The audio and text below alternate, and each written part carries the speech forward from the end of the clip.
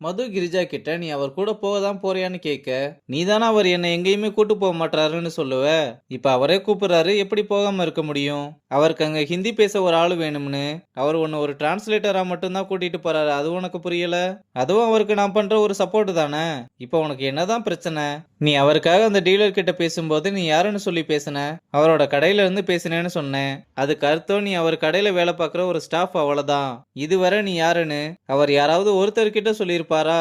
அவருக்குன்னு ஒரு குடும்பம் இருக்கு, அதை நினைச்சு பயப்படுறாரு. அவர் அப்படி உன்னை நம்ப வைக்கிறாரு. நீ அவர் கூட எங்கேயும் போகாத. அது எனக்கு சுத்தமா பிடிக்கல. அவர்கிட்ட வர முடியாதுன்னு சொல்லிருன்னு சொல்லிட்டு கோவமா கிளம்புறா. இங்க மீரா வந்து கோச் கிட்ட நான் ஸ்டடீஸ்ல கான்சென்ட்ரேஷன் பண்ணலாம்னு இருக்கேன்னு நான் இந்த மேட்சுக்கு வரலேன்னு சொன்னதும், என்ன முட்டாள் மாதிரி பேசிக்கிட்டு இருக்க? இந்த மேட்ச்ல ஆடணும்னு எவ்வளவு பேர் கஷ்டப்படுறாங்க தெரியுமா? உனக்கு கிடைச்ச சான்ஸை வேஸ்ட் பண்ணாத. சாரி கோச், என்னால வர முடியாது. அப்புறம் எதுக்கு நீ எல்லாம் விளையாட வந்தேன்னு கோச் கோவமா திட்டிட்டு போறாரு. அப்ப அஸ்வினும் மீரா கிட்ட வந்து, நீ வரேன்னு சொன்னதுனாலதான் கோச் என்ன சப்ஸ்டியூட்டாவே சேர்த்துக்கிட்டாரு. சும்மா எதையாவது பேசிக்கிட்டு இருக்காம மேட்சுக்கு வான்னு கூப்பிட. டேய், நீ என்ன டிபெண்ட் பண்ணி இருக்காதடா.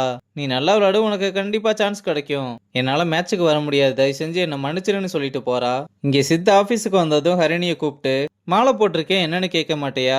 என்ன சாமி, எதுவும் வேண்டுதலா? ஆமா, நான் மனசுல நினைச்சது நடக்கணும்னு வேண்டியிருக்கேன். நீ சரின்னு சொன்னா நம்ம 2 பேரும் மாலை மாத்திக்கலாம். நான் தான் எப்பவோ முடியாதுன்னு சொல்லிட்டேனே. கொஞ்சம் ரீகன்சிடர் பண்ணலாம்ல. அதான் டைம் கேட்டிருக்கேன்ல.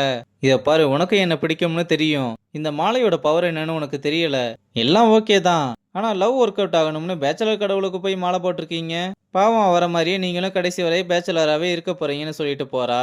இங்க அப்பாவும் சாப்பிட்டுக்கிட்டு இருக்கும்போது அம்மா கிட்ட கடையை டெவலப் பண்றதுக்காக இந்த வாரம் வெளியூர் போக வேண்டியது வரும்னு சொல்ல, அம்மாவும் சரின்னு சொல்றாங்க.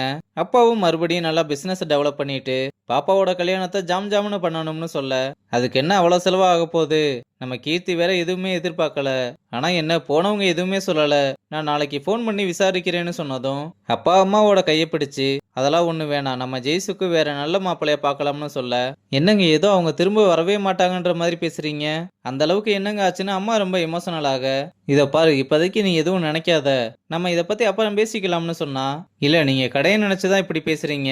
வாங்க நம்ம நாளைக்கே போய் லோன் எடுத்துக்கலாம். இதை பாரு, அதுக்கெல்லாம் நான் பணம் ரெடி பண்ணிட்டேன். நீ எதை பத்தி யோசிச்சு உன்னை குழப்பிக்காத. இப்போ உனக்கு தேவையானது ரெஸ்ட் மட்டும்தான். மத்த எல்லாத்தையும் நான் பாத்துக்கிறேன்னு அம்மாவை சாந்தப்படுத்துறாரு. இங்க நம்ம பசங்களும் அக்கா கிட்ட பணம் வாங்கிட்டு போக வர, நேத்து அக்கா ஒருத்தனை போட்டு மிதி மிதின்னு மிதிச்சது ஞாபகம் வந்ததும் அவங்க கிட்ட போய் கேக்குறதெல்லாம் டேஞ்சர்னு மீனுக்கு கால் பண்ணி வெளியே வர சொல்ல, சசியும் அவளுக்கு கால் பண்ணி கூப்பிடுறான். அப்புறம் அவளும் வந்து, ஏன்டா வெளியவே நிக்கிறீங்க, வீட்டுக்கு வாங்கன்னு கூப்பிட்டா. இல்ல, அட்வான்ஸ் போக பேலன்ஸ் பணத்தை வாங்கி தந்துட்டா நாங்க வாட்டுக்கு கிளம்பிடுவோம். சரி, அம்மா கிட்ட போய் கேட்க வேண்டியதானே? இல்ல, நேத்து ஒருத்தனை போட்டு மீச்சதை பார்த்து கொஞ்சம் பயந்துட்டோம். நேத்து நீங்க பார்த்ததெல்லாம் ஒண்ணுமே கிடையாது, இதை விட மோசமாலாம் நடக்கும். சரி நீங்க வாங்க, நான் உங்களுக்கு வாங்கி தரேன்னு தரன்னு இழுத்துட்டு வந்து அக்கா கிட்ட விஷயத்த சொல்ல, அவங்க ஏதோ நல்ல மூட்ல இருந்ததுனால மினுவை பணத்தை எடுத்து கொடுக்க சொல்லி அனுப்புறாங்க. அப்புறம் மினுவும் பணத்தை எடுத்துட்டு வந்து, எங்க அம்மா கிட்ட யாருமே இதுவரை ஃபுல் பேமெண்ட்டை வாங்கினதே கிடையாது, நீங்க தான் ஃபர்ஸ்ட் டைம் வாங்குறீங்க. ஆனா உங்களுக்கு ஃபுல் பேமெண்ட்டை கொடுக்க சொன்னது எனக்கே சாக்கா இருக்கு.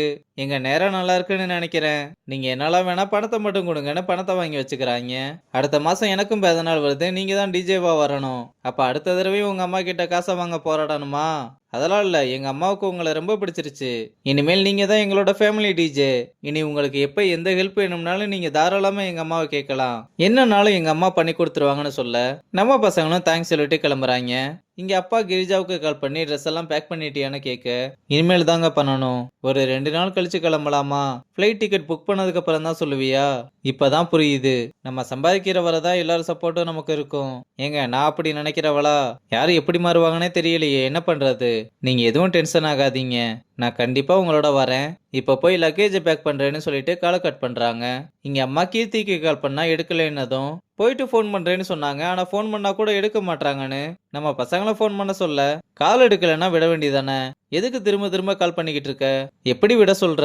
அப்பா கிட்ட கேட்டா வேற மாப்பிள்ள பாத்துக்கலாம்னு சொல்றாரு. அதான் அப்பா வேணாம்னு சொல்லிட்டாருல, விட்டுற வேண்டியதானே. ஏண்டி இப்படி பேசுற? நான் வேற பூ வைக்கிறதுக்கு நாளை குறிச்சு வச்சிருக்கேன். இப்படியே விட்டா நல்ல நாளெல்லாம் போயிரும். பேசாம ஊருக்கு டிக்கெட் போட்டு கொடுங்க, நான் ஊருக்கு கிளம்புறேன். நீ இப்ப இருக்க நிலைமைக்கு ஊருக்கெல்லாம் போக கூடாது. அப்புறம் எப்படி அவங்க கிட்ட கல்யாணத்தை பத்தி பேசுறது? நீ எதுவுமே பேச வேணாமா? இதோட எல்லாமே முடிஞ்சதுன்னு நினைச்சுக்கோன்னு ஜெயஸ்ரீ அங்க இருந்து கோவமா கிளம்புறா. அம்மாவும் இவ எதுக்கு இப்படி பேசிட்டு போறான்னு ஒரே குழப்பத்துல மறுபடியும் கீர்த்திக்கு கால் பண்ணி ட்ரை பண்ணிக்கிட்டே போறாங்க.